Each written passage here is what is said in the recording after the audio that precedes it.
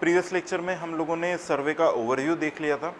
अब हम लोग स्टार्ट करने वाले हैं first topic which is on fundamentals.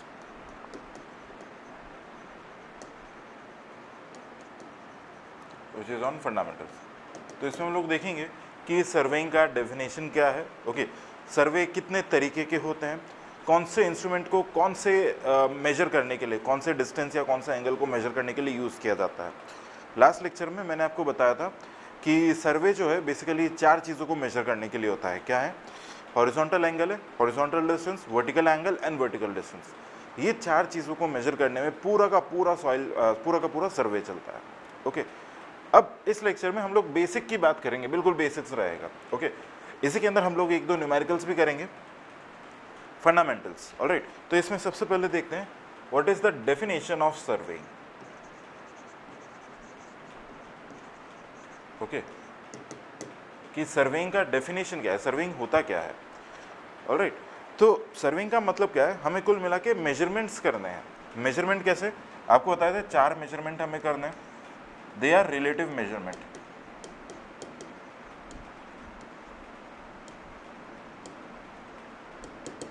जैसे मान लो आपको मेजर करना है वर्टिकल डिस्टेंस। ओके, तो वर्टिकल डिस्टेंस किसी न किसी रेफरेंस से मेजर करेंगे ना, कि यहाँ से लेके ये height.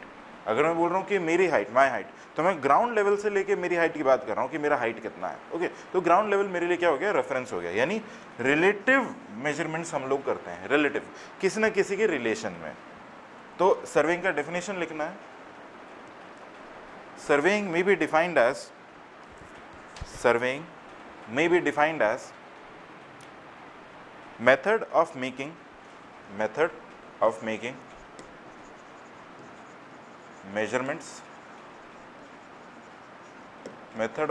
measurements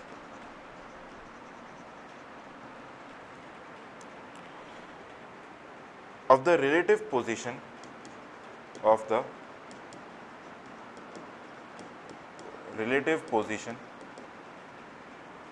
of natural and man-made features on the earth's surface and the presentation of this information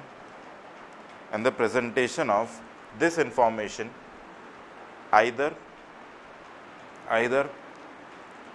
graphically or numerically। ठीक है, आइदर ग्राफिकली और न्यूमेरिकली।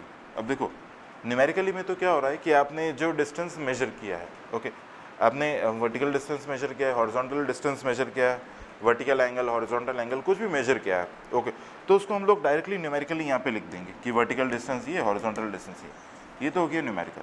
ग्राफिकल हमारे लिए क्या होता है, मैप्स एंड प्लान्स। ओके, जो भी हमारा वर्टिकल डिस्टेंस, हॉरिजॉन्टल डिस्टेंस, वो हम कैसे बताते हैं, मैप और प्लान के बेसिस पर। तो नेक्स्ट लाइन में लिखना है the common methods of presentation are either plan और मैप। ओके, अभी मैं आपको एक्सप्लेन करता हूँ। जैसे फॉर एग्जांपल एक मैप ले लेते हैं और एक प्लान। ठीक है, अब देखो यहाँ पे मैप और plan. Map for example, map किसका होगा, मैप हो सकता है वर्ल्ड का, या इंडिया का मैप हो सकता है, या किसी स्टेट का मैप हो सकता है। करेक्ट, स्टेट का मैप, आप जिस भी स्टेट से बिलोंग करते हैं उसका मैप आता है। But when we talk about plan, तो प्लान क्या होता है, किसी बिल्डिंग का प्लान होता है या किसी प्रोजेक्ट का प्लान होता है। ऑलराइट, किसी बिल्डिंग का प्लान हो गया, किसी प्रोजेक्ट का प्लान हो गया। कुल मिला के ये बड़ा है और ये छोटा है। ये पूरे के पूरे इंडिया के लिए होता है, ये किसी सिटी के अंदर, इंडिया के अंदर किसी स्टेट में, किसी पर्टिकुलर सिटी के अंदर का कोई एक प्रोजेक्ट होगा। तो ये छोटे लेवल पे, this is on a big level. अब जब भी मैं मैप बोलूँगा तो मैप का मतलब है, आप लोग ये रेफर करना कि हम इंडिया की बात कर रहे हैं और यहाँ पे हम लोग किसी बिल्डिंग की बात कर रहे हैं। ओके, अब देखो, मैं फॉर एग्जांपल जस्ट समझाने के लिए आपको इंडिया का मैप बना रहा हूँ, don't go into the figures and all, okay. ये इंडिया का मैप है, ऑलराइट, एंड ये है हमारे लिए एक बिल्डिंग का मैप, बिल्डिंग का प्लान। अब ऑब्वियसली एक चीज़ समझना, अगर यहाँ पे मैं 1 सेंटीमीटर ड्रॉ कर रहा हूँ तो मैप पर 1 centimetre would be approximately let's say 100 kilometres, ठीक है। ये हो सकता है मैप पर अगर हम लोग 1 सेंटीमीटर बनाते हैं, so that 1 centimetre will be approximately 100 kilometres. But वही चीज़ अगर मैं इस पे करता हूँ तो कितना आएगा, 1 सेंटीमीटर इक्वल टू 100 मीटर्स, इससे ज़्यादा तो नहीं आएगा, है ना, क्योंकि ये तो आपका एक बिल्डिंग का मैप है। 100 मीटर्स में मैं ज़्यादा बोल रहा हूँ, it can be in feets also, feet वगैरह हो सकता है। तो अगर मैं इसका रेशियो निकालता हूँ तो this will be 1 centimetre upon 100 kilometre. 1 kilometre is 10⁻³ metre, 1 metre is 10⁻² centimetre, यानी 1 सेंटीमीटर अपॉन, क्या ये हमारा स्केल आ गया 10⁻⁻7 सेंटीमीटर, या इसको हटा देते हैं 10⁻⁻7, ये हमारे लिए क्या आ गया, स्केल आ गया। अब वही इसके लिए देखते हैं, तो ये कितना आएगा 1 centimetre by 100 metre, 1 metre equal to 100 centimetre, so this is 1/10⁻⁴। यानी मैं इसका स्केल देखूं तो ये कितना आता है 10⁻⁻4। अब अगर ये समझ में आया तो हम मैप को क्या बोल सकते हैं, the scale of map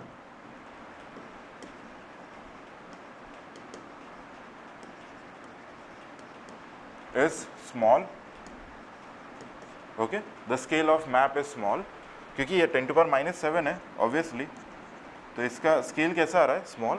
and when we talk about this, तो the scale of plan is more, scale of plan is more. ये जो है ना, this is called a scale, अभी आगे भी पढ़ेंगे समझ में आ जाएगा, this is called scale, right. चलिए, तो इसमें एक लाइन लिखनी है,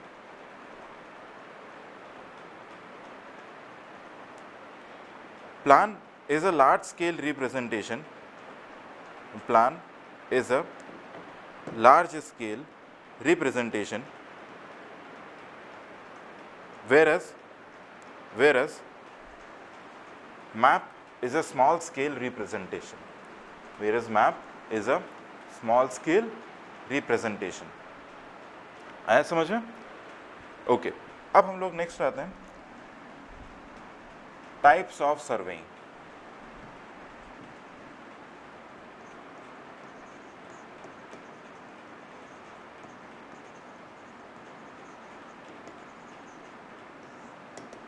टाइप्स ऑफ सर्वेइंग, देखो दो तरीके के सर्वे हैं। देखो, this is the surface of earth, ये है अर्थ का सरफेस, ओके। अब फॉर एग्जाम्पल दिस इज, देखो ये जो रेंज समझना, this is 6400 kilometre approximately, radius of earth is 6400 kilometre approximately. अब यहाँ पे अगर कोई एक ह्यूमन खड़ा हो रहा है, अर्थ के ऊपर कोई ह्यूमन है, सबसे पहली चीज़ तो ये कि इंसान दिखेगा भी नहीं, उसका हाइट हार्डली 2 और 2.5 मीटर मैक्सिमम 2 और 2.5 मीटर कुछ होगा, ऑलराइट। अब वहाँ पे आप देखोगे 6400 किलोमीटर अप्रॉक्सीमेटली नेग्लिजिबल है। बट जब प्रोजेक्ट कोई बहुत बड़ा सा प्रोजेक्ट होता है, बिग प्रोजेक्ट, तो उसमें क्या होता है, जैसे यहाँ से अगर वो कुछ लेवलिंग कर रहा है लंबे डिस्टेंस के इस पे, तो इसको क्या होगा, अर्थ का कर्वेचर को काउंट करना पड़ेगा, ओके। जैसे for example we have a railway project, a railway project is there, तो वो चलता है लगभग 1000 किलोमीटर और लेट्स से 1500 किलोमीटर की लेंथ में। तो इसमें क्या होता है, अर्थ का कर्वेचर को हमें काउंट करना पड़ेगा कि अर्थ 1500 किलोमीटर अगर स्ट्रेट जाएंगे हम लोग, तो वो स्ट्रेट नहीं है, वो थोड़ा सा कर्व हो जाएगा, स्लाइट होगा, बहुत कम होगा, but still there is some curve, okay, कुछ कर्व आएगा उसमें। तो उस तरीके के सर्वे को हम लोग कहते हैं जियोडेटिक सर्वे। जब क्या होता है, अर्थ के कर्वेचर को हमें काउंट करना होता है, ऑलराइट, अर्थ के सर्वे को जब अर्थ के कर्वेचर को काउंट करना होता है, तो इसी में लिखेंगे, जियोडेटिक सर्वे में ही हम लोग लिखेंगे, in this surveying the large area of earth's surface earth surface are involved, large area of earth surface are involved, and the curvature of earth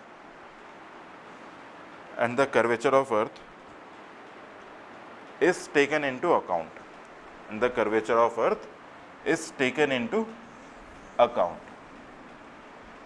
okay second हमारा होता है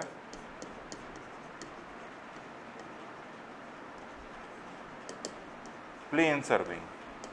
छोटा प्रोजेक्ट है, कोई घर बनना है, ओके कोई फैक्ट्री बननी है जिसका डिस्टेंस बहुत बड़ा नहीं है, ओके मैक्सिमम 1 किलोमीटर 2 किलोमीटर की रेंज में जो फिनिश हो जाता है वो हमारा स्मॉल प्रोजेक्ट है जो प्लेन सर्वेइंग में आता है. उसके अंदर हमें अर्थ के कर्वेचर को काउंट करने की ज़रूरत नहीं है.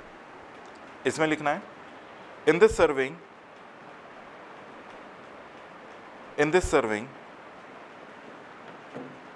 the relative position of small areas are under consideration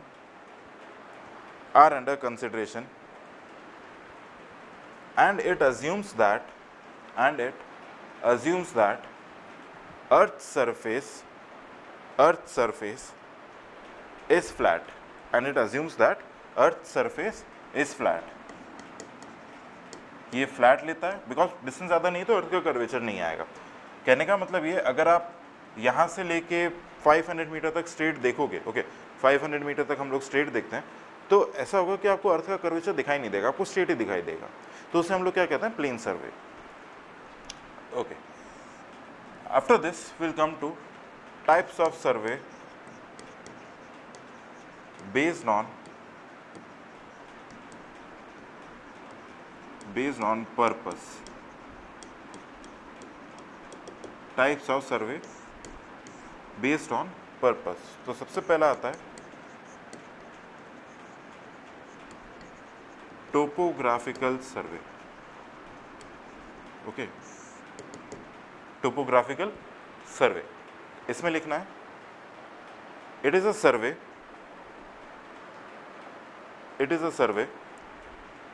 conducted to obtain data and to make a map indicating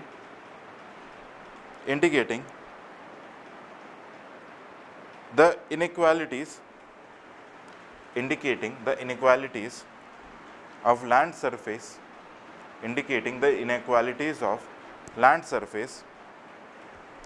by measuring elevations and locating the natural and artificial features of earth. Okay जैसे किसी river का map बनाना है, so that is called topographical survey.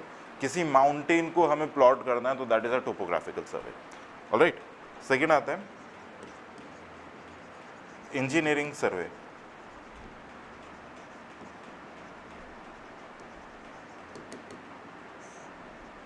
Okay इसमें लिखना है the survey work required before and after any engineering work. The survey work required before and after any engineering work is called engineering survey. Very simple. Third, cadastral survey.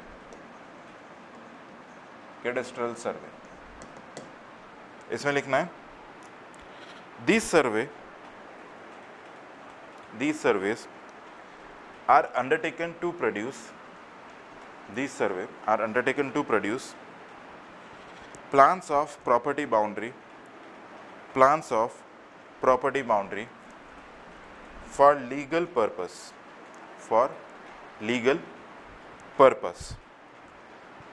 These are also known as public land survey. These are also known as public land survey. Cadastral survey basically क्या होता है, जैसे property में कभी dispute आता है ना कि this is my property, this is my property, जो केसेस चलते हैं, तो उनके लिए एक फॉर एग्जांपल पटवारी को हम लोग अपॉइंट करते हैं, उसको अपॉइंट किया जाता है डिस्प्यूट को सेटल आउट करने के लिए. So that is called that type of survey is called cadastral survey. Next हमें लिखना है hydrographic survey.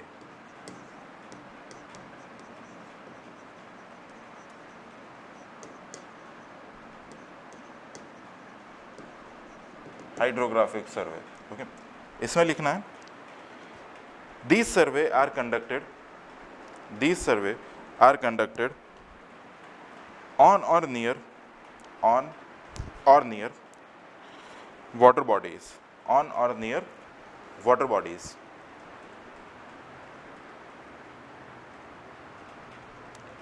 Fifth, astronomic survey.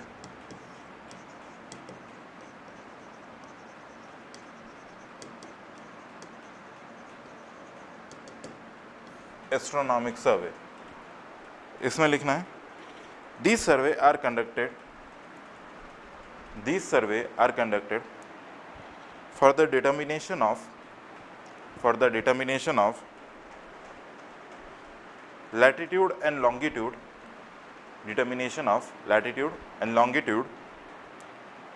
at different places on the earth by observing heavenly bodies.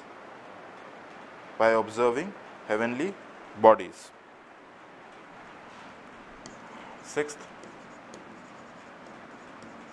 geological survey.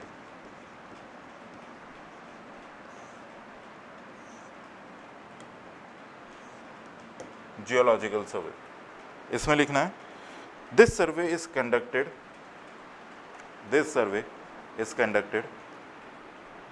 to obtain information about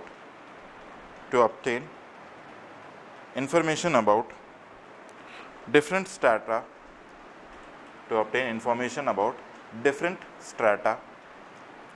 of the earth's surface,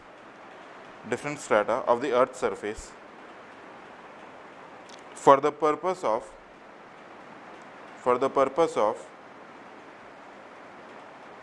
geological studies.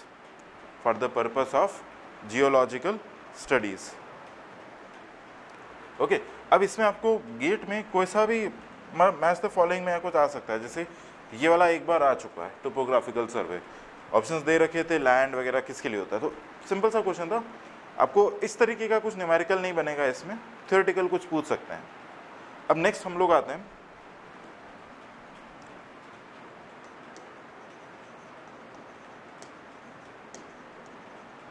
types of survey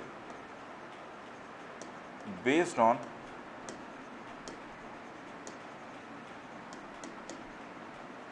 instrument used. Okay, type of survey based on instruments used. अब देखो मैं यहाँ पे लिख रहा हूँ, 4 चीजें होती हैं बस.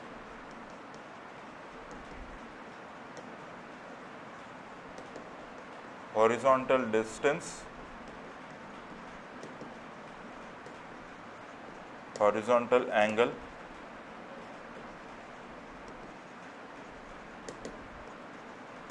vertical distance, and we have vertical angle. Okay. तो कौन सा इंस्ट्रूमेंट बेसिकली किसको मेजर करता है, हमें ये चीज़ निकालनी है. कौन सा इंस्ट्रूमेंट किस चीज़ को मेजर करता है. तो first types of survey based on instrument में सबसे पहले लिखना है चेन सर्वेइंग.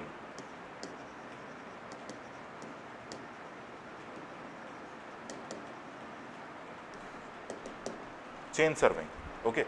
इसमें क्या मेजर करते हैं, क्या मेजर नहीं करते, वही चीज़ देख रहे हैं. इसमें लिखना है it is the simplest type of surveying, in which only linear measurements are taken. in which only linear measurements are taken. सिर्फ लीनियर मेजरमेंट. अब लीनियर मेजरमेंट का मतलब क्या है? हॉरिजॉन्टल डिस्टेंस, हॉरिजॉन्टल लाइन में. एग्जाम्पल, यूज ऑफ चेन और tape. After chain surveying we have compass surveying.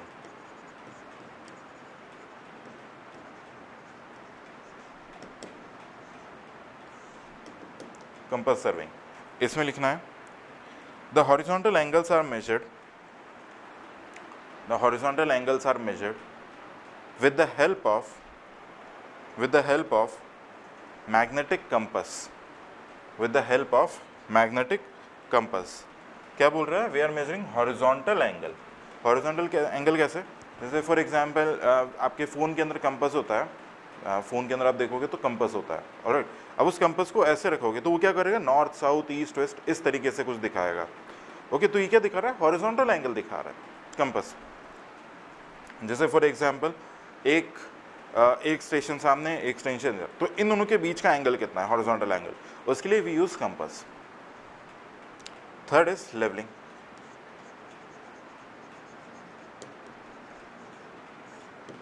Levelling, इसमें लिखना है this survey is done for determining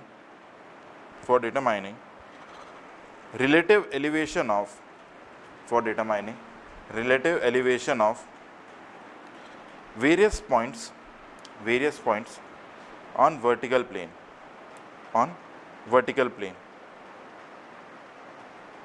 Relative elevation of various points on vertical plane. Okay, तो levelling में हम लोग क्या मेजर कर रहे हैं? ओके, अब नेक्स्ट हम लोग आते हैं plane table survey.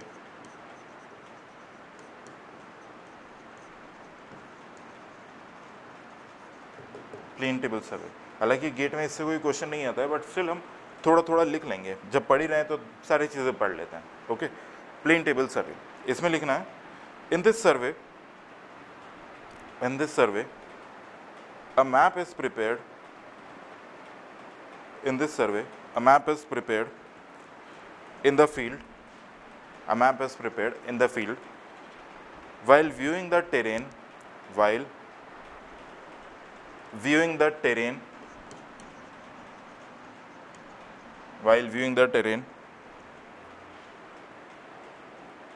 after determining the direction of various lines, and measuring the linear distances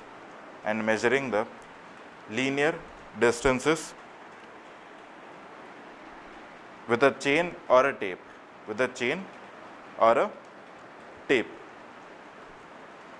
करते कुछ नहीं है. प्लेन टेबल सर्वे में क्या होता है?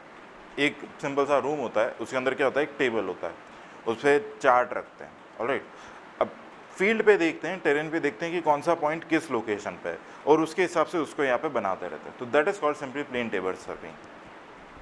Fifth,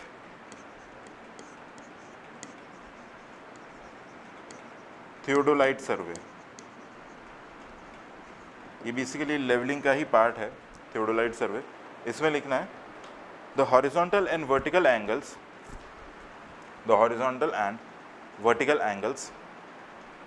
are measured with the help of theodolite. The horizontal and vertical angles are measured with the help of theodolite. Sixth है टेक्योमेट्रिक सर्वे. समझ में आ रहा है आप लोगों को हो क्या रहा है? हम लोगों ने जो कंटेंट लिखे थे ना, उन सब के बारे में ब्रीफली हम लोग लिख रहे हैं. टेक्योमेट्रिक सर्वे, इसमें लिखना है in this survey horizontal angles comma horizontal distances. In this survey horizontal angles comma horizontal distances and vertical distances are measured with a tachymeter, okay. Seventh, सारी चीज़ें ऑटोमेटिकली क्लियर ही होंगी। फोटोग्रामेट्री,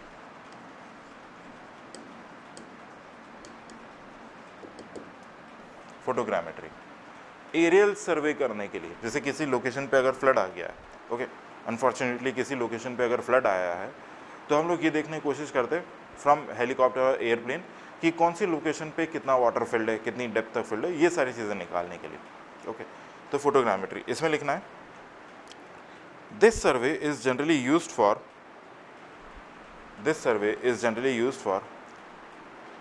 topographic mapping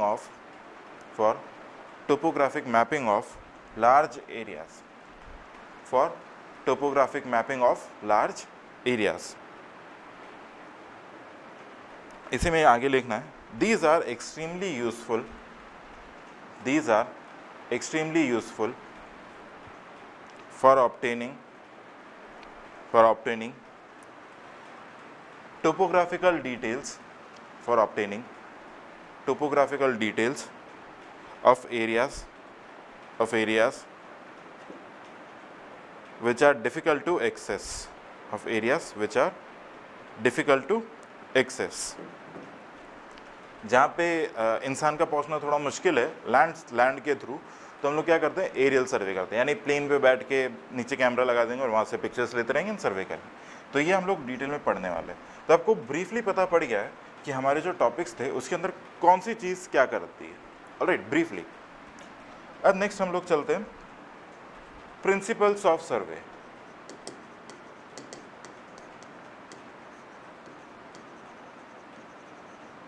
दो principle है, first work from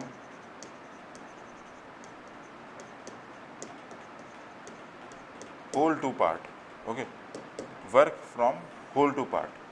whole to part का मतलब क्या है, हम लोग जो काम करेंगे, जो भी सर्वे वर्क करेंगे, that will be from outwards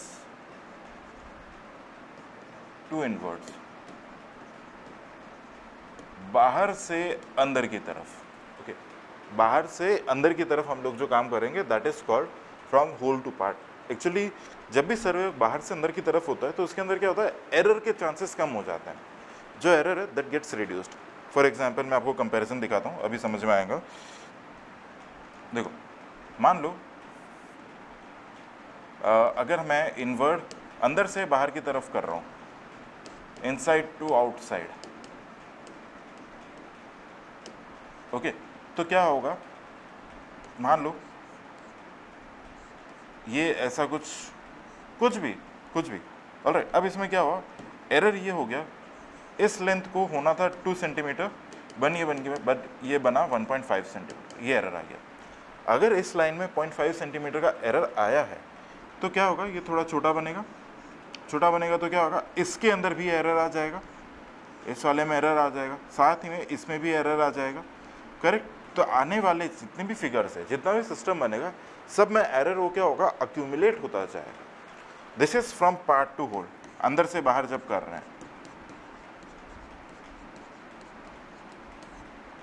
part to whole, तो error is getting accumulated. But जब हम लोग क्या करते हैं, आउटवर्ड टू अंदर, बाहर से अंदर की तरफ, यानी पहले बाहर का सर्वे वर्क किया, ऑलराइट। अब मान लो कि अगर यहीं पे एरर आ गया तो हम लोग अंदर काम नहीं करेंगे, पहले इसको ठीक करेंगे ताकि हमारा एरर मिनिमाइज हो जाए, okay. This is called whole to part. तो इसमें लिखना है the main idea of working from whole to part is to localize the errors, next line में, and to prevent their, is to localize the error, साथ में लिख सकते हैं, and to prevent their accumulation,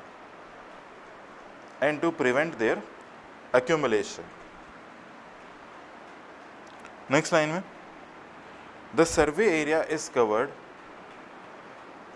the survey area is covered with simplest possible framework, with simplest possible framework of high quality measurement, of high quality measurement.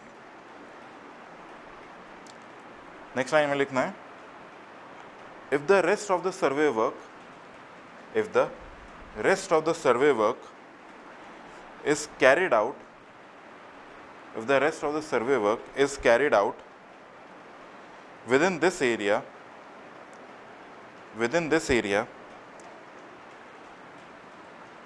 then the possible accumulation, of error can be stopped, or minimized, ठीक है, समझ में आया होगा। अब next हम लोग लिखते हैं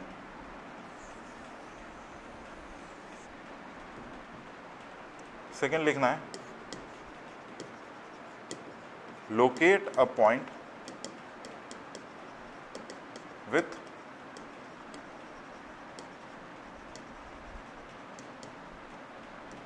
to measurements, locate a point with at least to measurements. यहां पे लिख लेते हैं विथ एटलीस्ट टू मेजरमेंट्स, कम से कम दो मेजरमेंट होने चाहिए। अब मैंने आपको क्या बोला कि हमारे पास दो तो डिस्टेंसेस होते हैं और दो एंगल्स होते हैं पूरे सर्वे मेजर करने के लिए, एक हॉरिजॉन्टल और एक वर्टिकल, यहाँ पे भी एक हॉरिजॉन्टल और एक वर्टिकल, ठीक है। अब देखो यहाँ पे कोई से भी दो मेजरमेंट तो होने ही चाहिए, तो क्या हो सकता है, या तो हमारे पास दो डिस्टेंसेस हो, कोई से भी दो डिस्टेंस हो सकते हैं, कोई से भी दो एंगल्स हों, या फिर एक एंगल और एक डिस्टेंस हो, एक एंगल और एक डिस्टेंस हो, तो हमारा काम हो जाएगा। ऑलराइट, तो इसमें सबसे पहला देखते हैं, इसे रिमूव करते हैं,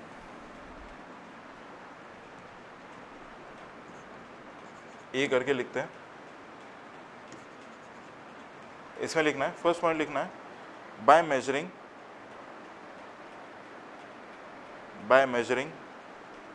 ए पॉइंट में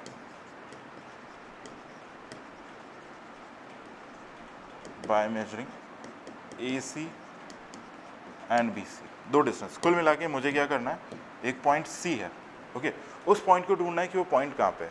तो उसके लिए मैंने एक पॉइंट ये बनाया, एक पॉइंट ये बनाया। अगर मुझे ए सी पता है और मुझे बी सी पता है, okay, if I know A C and B C, ये डिस्टेंसेस अगर मुझे पता है, अलग अलग हो सकते हैं, तो हम लोग क्या बोलेंगे, हम सी पॉइंट को प्लॉट कर सकते हैं।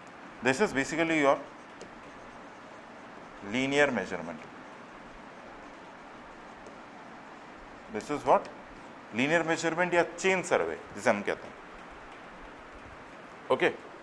सेकेंड हम लोग आते हैं ए के बाद बी। अब दो एंगल्स पता है, by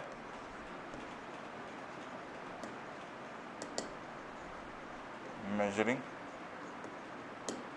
two angles, point C हम लोगों को लोकेट करना है, यहाँ पे पॉइंट ए एंड यहाँ पे पॉइंट बी। क्या करेंगे, अगर आपको if you know this theta and if you know this phi, अगर थीटा और फाई पता है तो हम लोग सी पॉइंट को प्लॉट कर सकते हैं। This is called compass surveying, okay. Levelling में भी हम लोग यही करते हैं। और see, one angle and one distance,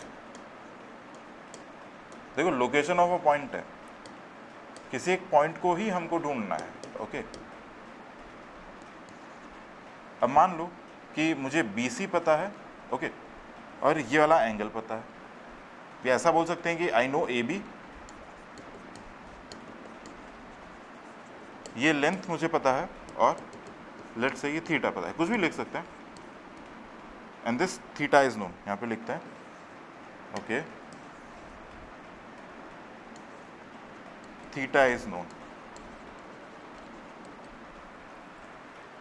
All right, this is called traversing. ये हमारे लिए क्या है? ट्रैवर्सिंग. आई होप समझ में आ रहा होगा. ओके, इजी है. This is traversing.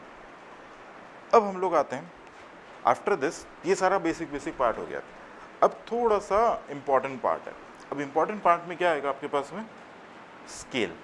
स्केल का मतलब क्या है?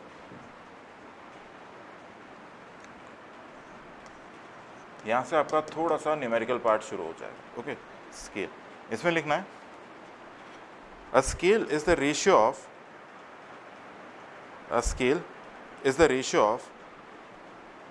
map distance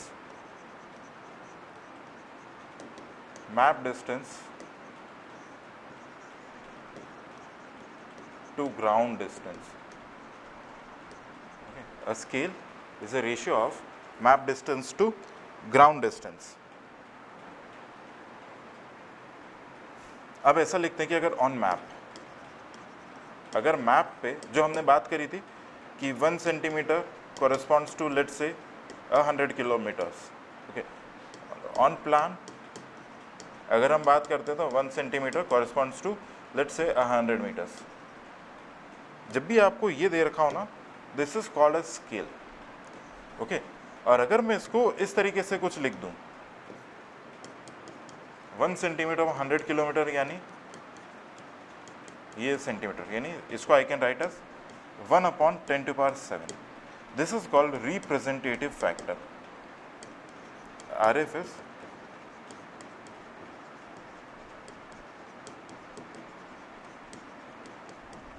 थोड़ा सा समझना, स्लाइड डिफरेंस है. एक ही चीज को अलग अलग बोलने के तरीके हैं. इसको बोल दिया हमने स्केल, इसको हमने बोल दिया रिप्रेजेंटेटिव फैक्टर. जब यूनिट्स हमने सेम कर दिया. इसके लिए 100 metre, 1 metre is 100 centimetre, 1/10⁴. This is called RF. ठीक है, रिप्रेजेंटेटिव फैक्टर में आपका कोई यूनिट नहीं होता. ओके, सेम में रहता है. अब नेक्स्ट हम लोग आते हैं types of scale. Next part is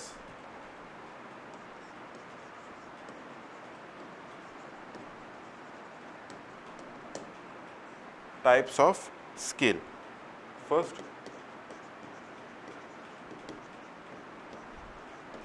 vernier scale. Second, retrograde vernier scale. Third,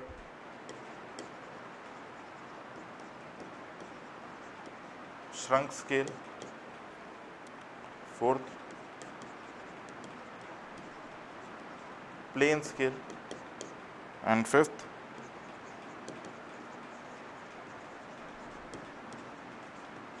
diagonal scale.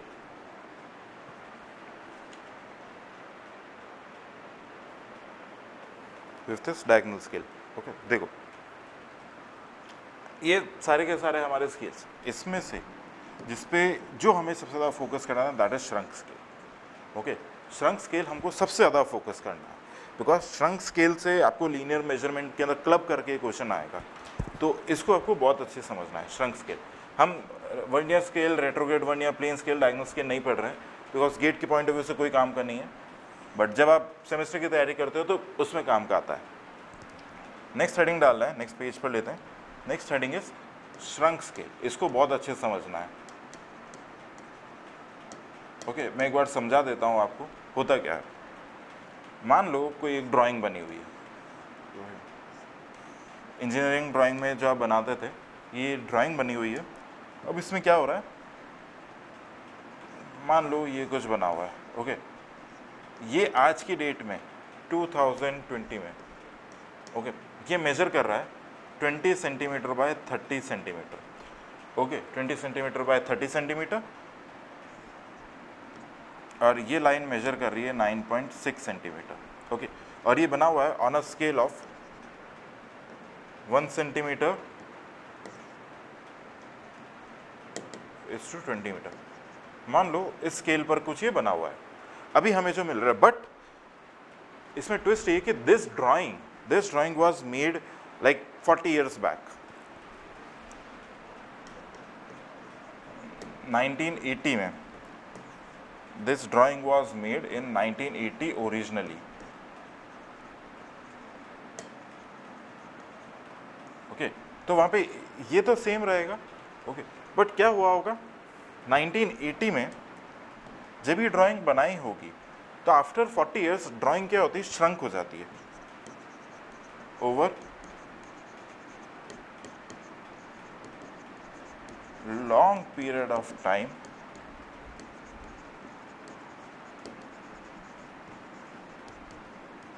Drawing gets shrunk.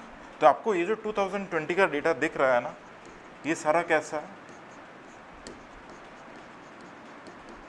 Shrunk दिख रहा है, सारे का सारा श्रंक दिख रहा है। अब इसके अंदर एक चीज है, क्या आपको क्या बताना होगा कि ये जो लाइन है that was originally 10 centimetre. Okay, originally line 10 centimetre था जब ड्राइंग बना। आफ्टर 40 years देखा तो वो 10 सेंटीमीटर कितना हो गया, 9.6 सेंटीमीटर। Okay, 9.6 centimetre. स्केल इसका अभी भी 1 सेंटीमीटर इज टू 20 मीटर ही है अभी भी, क्योंकि उन्होंने जो बनाया था, उन्होंने क्या सोच के बनाया कि यहाँ पे ये जो हमने ड्राइंग बनाया इसमें 1 centimetre will show 20 metre. But हुआ क्या है 2020 में ये 20 सेंटीमीटर दिखा रहा है, ये 30 सेंटीमीटर दिखा रहा है, विच इज एक्चुअली श्रंक, थोड़ा कम वैल्यू है।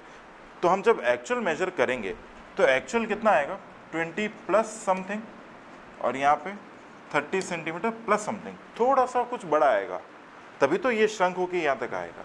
तो हमें बेसिकली निकालना क्या है, अगर आपको ये वैल्यूज दे रखी हैं तो आप इसको निकाल सको। ओके, ये काम रहेगा।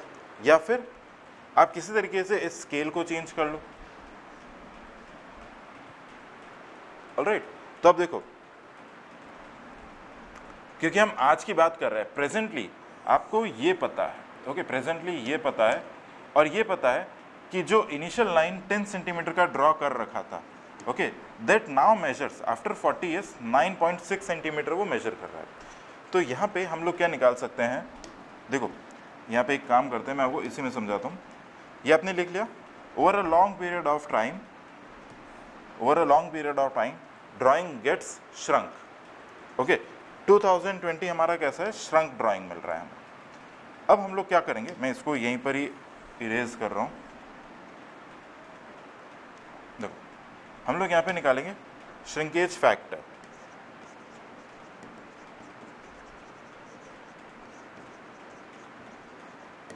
Shrinkage factor this is equal to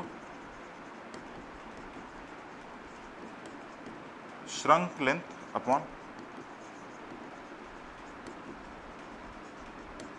original length, यानी 9.6 डिवाइड बाय 10।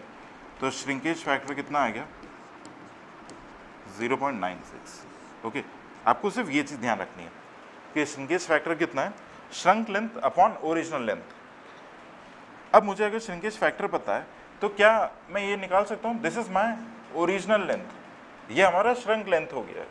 ऑलराइट, तो अगर मैं वापस से इसको लगाता हूँ, shrunk length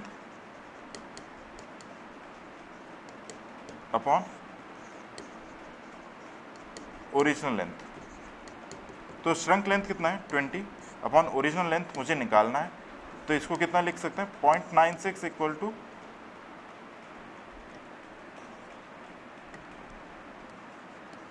20 upon original length. Correct, यहाँ से हम लोगों को ये कुछ मिल जाएगा। आप इसको सॉल्व करोगे तो ओरिजिनल लेंथ समवेयर अराउंड 20.833 कुछ आएगा, यानी ये जो हमारे पास आ रहा है 20 प्लस ये कितना आएगा,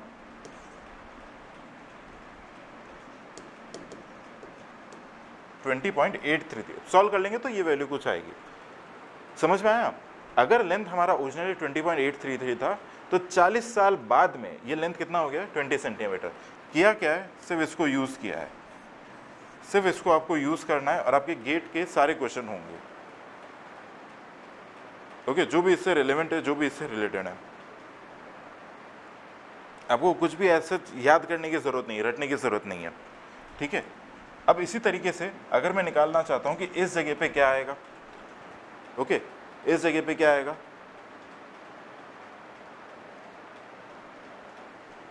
तो इसको निकालने के लिए क्या कर सकते हैं हम लोग, मैं यहाँ पे लिखूँ shrinkage factor equal to shrunk length कितना है 30, shrunk length upon original length, तो 0.96, तो ओरिजिनल लेंथ कितना आएगा 31.25। अब सॉल्व करना, यही कुछ वैल्यू आएगी, यानी यहाँ पे ये 30 की जगह कितना होना चाहिए 31.25। आया समझ में? वापस से बताता हूँ, सिंपल टर्म्स से बताता हूँ थोड़ा। आपको क्या दे रखा होगा, given will be shrunk data, आपको दे रखा होगा shrunk data, okay, shrunk data दे रखा है 9.6 सेंटीमीटर, 10 और ये 20 सेंटीमीटर, ऑलराइट, 10 और 20 सेंटीमीटर हमें दे रखा है, और इसका स्केल मान लो 1 centimetre is to let's say 20 metre, वही ले लेते हैं। यानी यहाँ पे 1 सेंटीमीटर कितना बता रहा है 20 मीटर। तो ऑन ग्राउंड, इसी को अगर हम लोग ग्राउंड पे ले जाते हैं, ओके, ग्राउंड पे ले जाएंगे तो 1 सेंटीमीटर अगर 20 मीटर है तो 10 सेंटीमीटर कितना होगा 200 मीटर्स, और ये 20 सेंटीमीटर कितना हो जाएगा 400 मीटर। क्या ये चीज़ समझ में आई है? तो ग्राउंड पे टोटल एरिया कितना आ जाएगा 200 metre into 400 metre. But problem क्या है, ये श्रंक है, ओके, हमें ओरिजिनल चाहिए। अब देखो ग्राउंड का डेटा तो टाइम के साथ चेंज नहीं होगा, वो तो इतना श्रंक नहीं होगा, है ना। तो ग्राउंड का डेटा सही से निकालने के लिए हम लोग क्या करते हैं, इसको ले जाते हैं इसका ओरिजिनल एरिया फाइंड करने में, ओके, ओरिजिनल एरिया फाइंड करने में। अब ओरिजिनल एरिया फाइंड करने के लिए what do we use, this line was initially 10 centimetre, 1 centimetre is to 20 metre का स्केल है, तो यहाँ पे 10 सेंटीमीटर की जगह कितना आएगा, हम लोग क्या करेंगे यहाँ पे निकालेंगे shrinkage factor, that is equal to, इसको लिख भी लो आप लोग, श्रंक लेंथ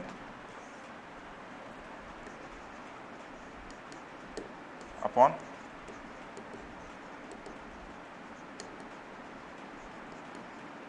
ओरिजिनल लेंथ। ये श्रंक है और ये हमारे लिए क्या है ओरिजिनल है, ऑलराइट, ये श्रंक है और ये ओरिजिनल है। अब यहाँ पे देखें, श्रिंकेज फैक्टर अगर मुझे निकालना है तो मैं इस वैल्यू से निकाल सकता हूँ, समझ में आ गया होगा, दिस इज 0.96, ओके। अब देखो ओरिजिनल निकालना है, तो ओरिजिनल निकालने के लिए लेट्स से ये x हो गया, ये y हो गया,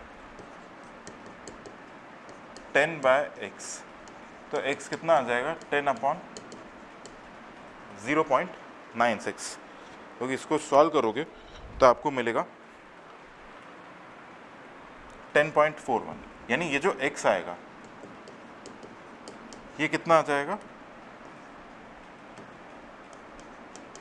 10.41, और वैसे ही अगर हम लोग y निकालेंगे 20/y, तो दैट विल बी 20.83, ओके, तो ये कितना आएगा 20.83। अब मैं क्या करता हूँ, जब मेरे पास ओरिजिनल डायमेंशन आ गए तो हम लोग क्या करेंगे, इन सबको हटाते हैं और हम लोग आ जाते हैं ग्राउंड पे, okay. If you will come to ground तो आपको क्या मिलेगा,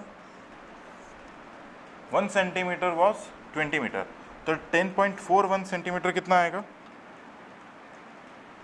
20.208.3 मीटर, और यहाँ पे ये साइड कितनी आएगी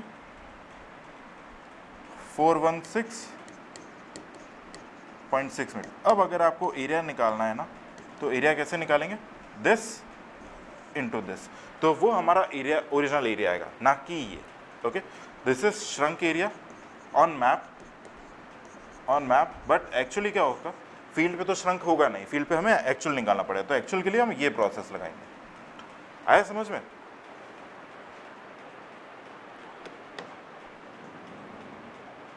तो इसे लिख लो,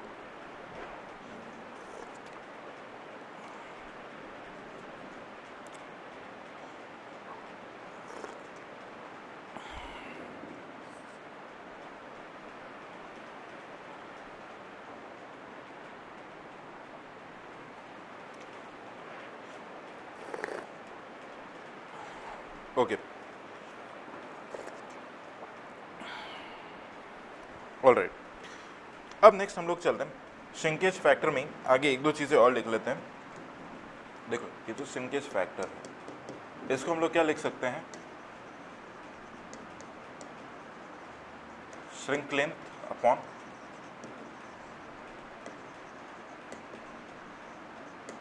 original length. Okay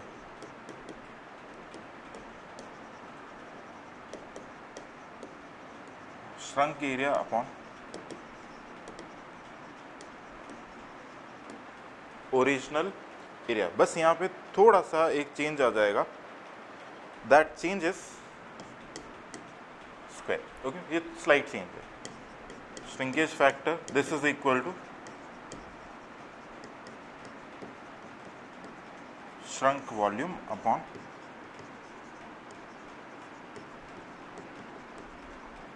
original volume cube, क्योंकि वॉल्यूम। ओके अब यहाँ पे हम लोग एक चीज़ ये भी कर सकते हैं, एक ही चीज़ है सारी घुमा फिरा के एक ही चीज़ है, shrunk scale upon original scale. Okay shrunk scale upon original scale.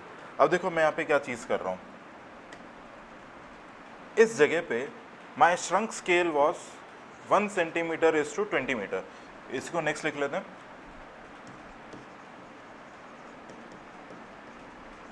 Shrunk scale कितना था, यानी दिस इज 1/2000। इसको ऐसा लिख सकते हैं। ओरिजिनल स्केल अगर निकालना चाहें तो ओरिजिनल स्केल कैसे आएगा, original scale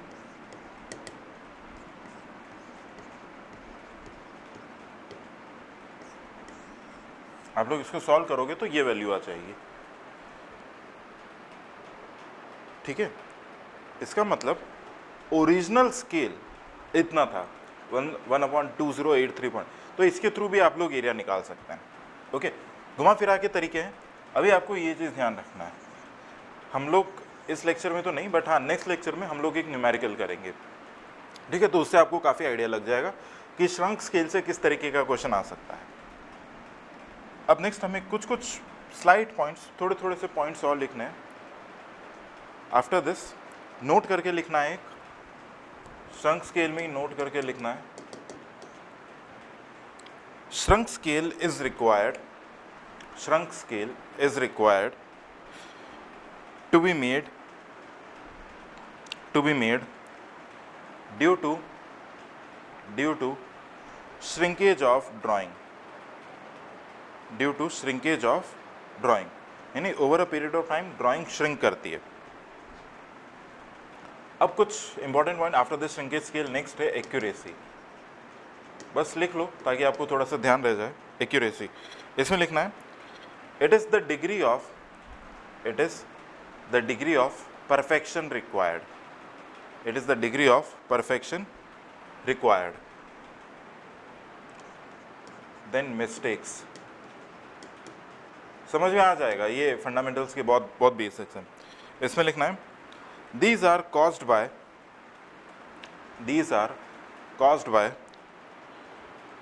misunderstanding of the problem, these are caused by misunderstanding of the problem, comma, carelessness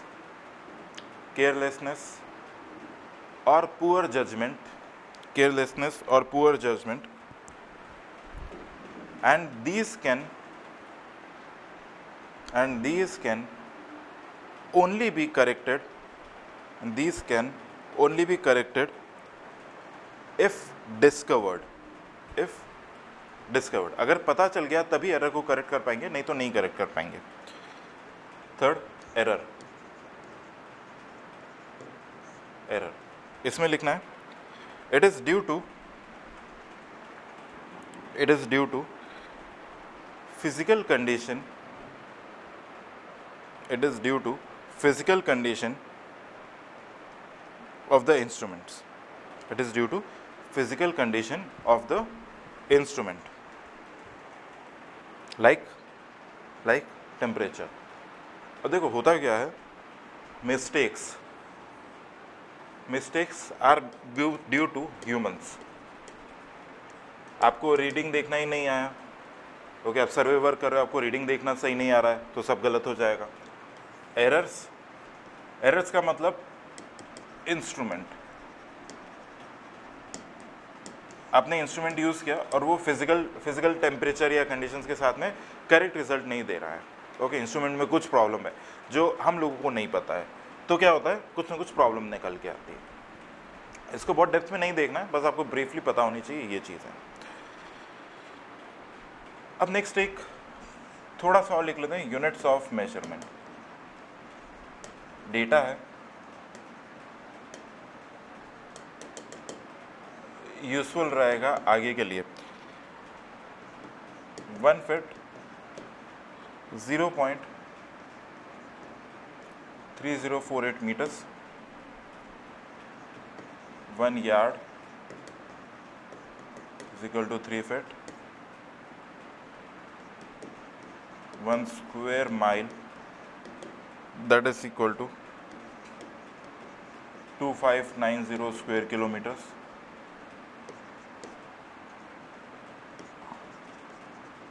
1 acre, this is 43560 feet. Then 1 mile,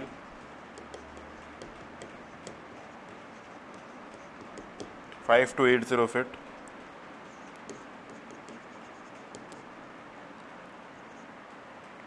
1 mile, this is equal to 1.609 kilometer.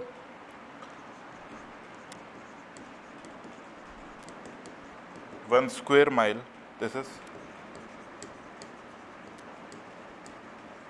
640 hectares. 1 hectare equal to 10 to the power 4 meter square. This is also equal to 2.471 acres. Okay, 2.471 acres. ये कुछ units of measurement है. अगर आपको convert करने के लिए आ जाए, question के अंदर कुछ माइल्स में दे रखा हो या हेक्टेयर में दे रखा हो और हमें स्टैंडर्ड यूनिट मीटर्स में काम करना है, तो उसके लिए ये बहुत हैंडी रहता है.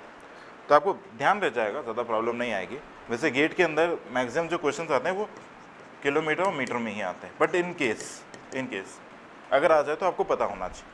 ओके, नेक्स्ट में हम लोग इसी का एक न्यूमेरिकल स्टार्ट करेंगे, श्रंक स्केल, श्रंक लेंथ पर बेस्ड, और उसके बाद में we'll move towards linear measurement. Okay.